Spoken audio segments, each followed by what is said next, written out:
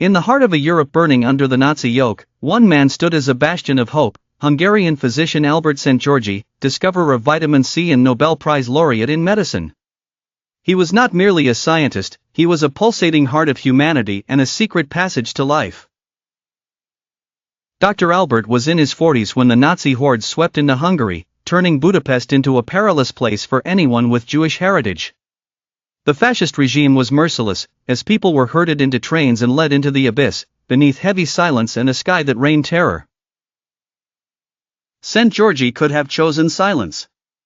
He might have hidden within the walls of his laboratory, continuing his research in biochemistry. His Nobel Prize in 1937 for the discovery of ascorbic acid had earned him international respect that could have secured his protection. Yet, he chose another path. The laboratory transformed into a sanctuary, its windows aglow throughout the night. Here, experiments transcended scientific inquiry, becoming veils for clandestine operations.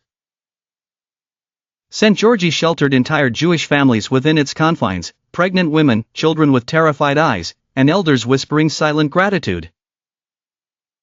Through false medical certificates, he asserted these individuals suffered grievous contagious diseases, deterring the Gestapo soldiers, who steered clear of infection as much as they shunned the truth. Documents described patients as critically ill and requiring isolation, pretending their need for life itself. Szent-Györgyi collaborated with a network of resistance within the medical community.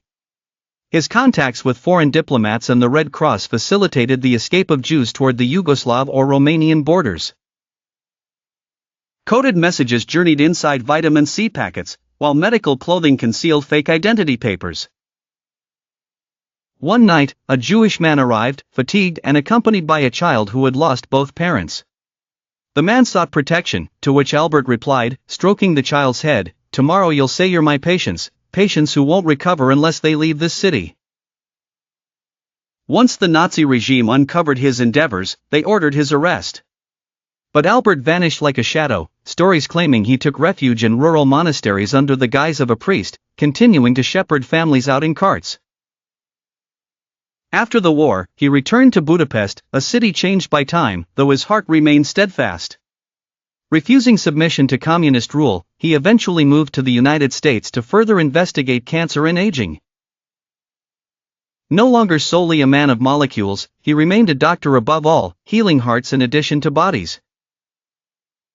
In his memoirs, Szent-Györgyi reflected, "A man is not measured by the molecules he discovers, but by what he does when silence is safer than speaking, and fear is more comfortable than bravery."